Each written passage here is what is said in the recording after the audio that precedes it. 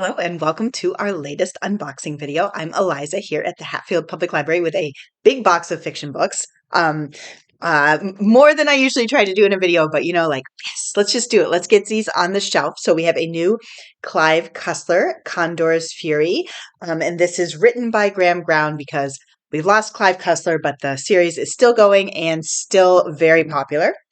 We have Things We Left Behind by Lucy Score. This looks so familiar to me that I thought we had already gotten it, but I think it's just that her covers always have a similar look.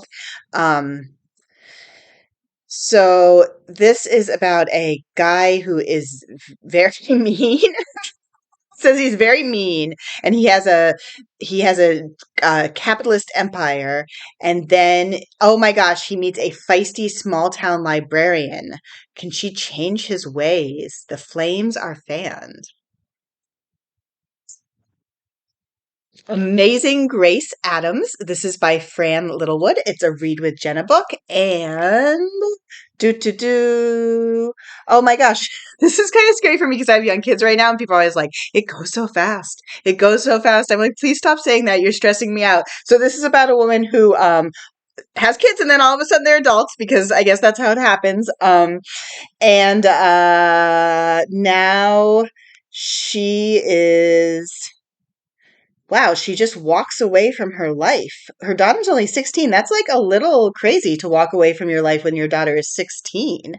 Um, I'm sorry. She's estranged from her daughter. She walks away from her life and tries to get her daughter back. That makes more sense. Meg Cabot, Enchanted to Meet You. Meg Cabot is such a fun writer. She's just written a lot of really sweet kids books and teen books and adult romantic comedy types books. And this is called the first in a series, Witches of West Harbor. So this is about a young witch who, when she was little, she cast a spell that went wrong. And then 15 years later, a handsome witch turns up and tells her she's the chosen one, which she thinks can't be true because she did this bad thing. Okay. The River We Remember by William Kent Krueger, who wrote This Tender Land.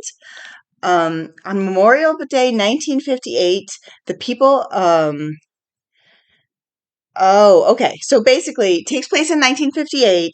The body of a wealthy landowner is found dead.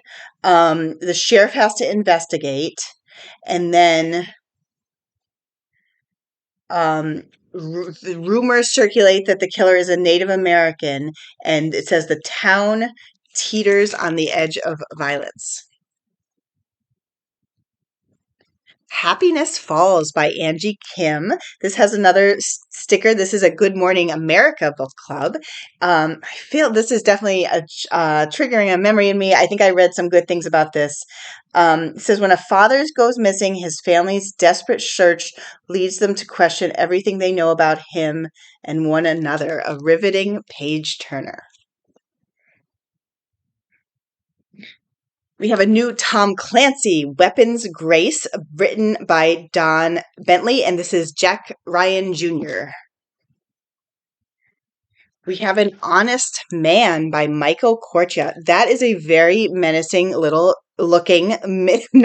menacing looking fishhook on the cover. Look at this. Stephen King says this is Michael Koryta's best book. What more do you need to know? Yikes. They discover 7 men murdered aboard a yacht.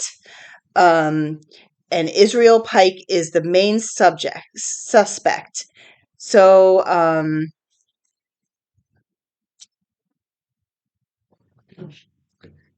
whoa. We already got 2 copies of this. We got a 3rd copy. That might be a mistake, but that's okay. It's such a popular book. Cannot hurt to get a 3rd copy of the new Lisa Jewell.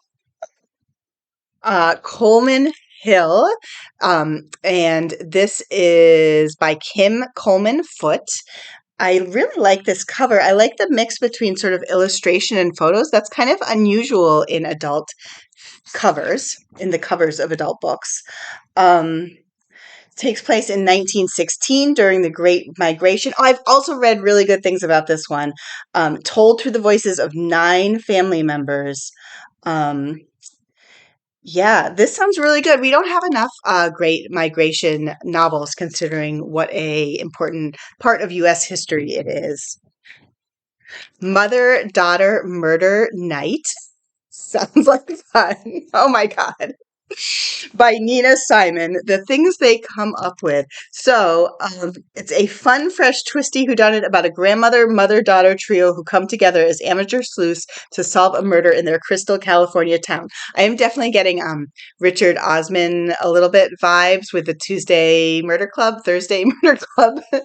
Um, and yeah, that sounds fun. That sounds fun. And the cover's like a little dark, but you can see it's like 2 sets of binoculars leaning out of a window. It's dark, but it's also got like, I think, not a super dark vibe. Kristan Higgins, A Little Ray of Sunshine. And look, it has a beach and a dog on the cover. So if you are really hankering for one last beachy read, you don't want summer to be over, oh gosh, it says a kid walks into your bookstore, and guess what? He's your son, the one you put up for adoption 18 years ago. So,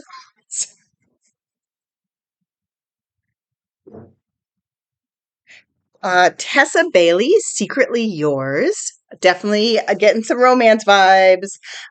This says, ooh, a steamy rom-com about a starchy professor and the bubbly neighbor he clashes with. It's kind of like a classic setup, but you know, it's good. Sometimes it's good to just like go with the classics.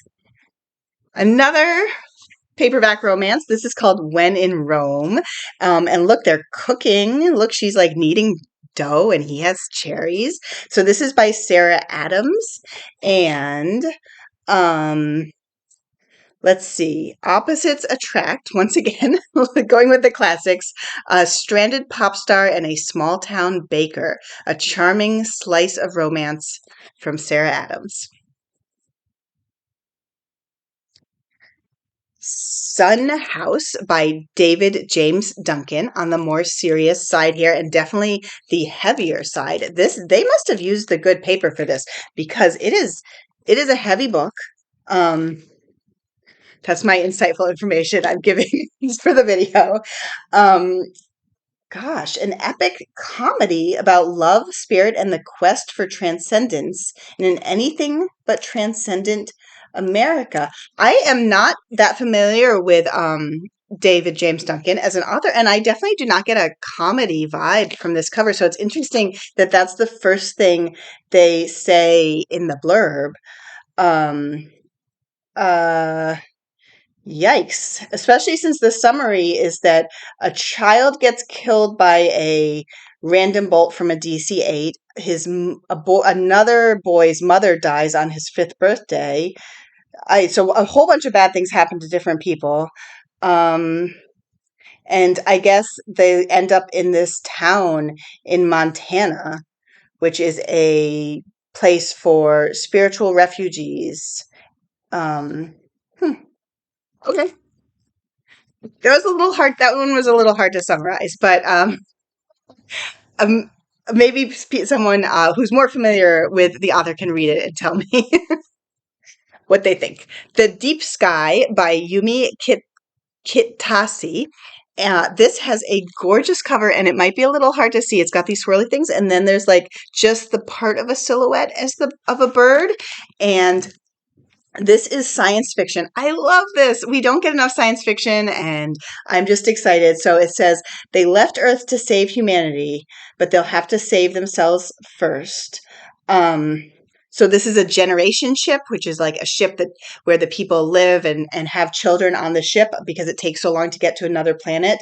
Um, but they get knocked off course by a bomb, and they have to try to figure out how to get back on course, or else they're never going to reach a livable planet.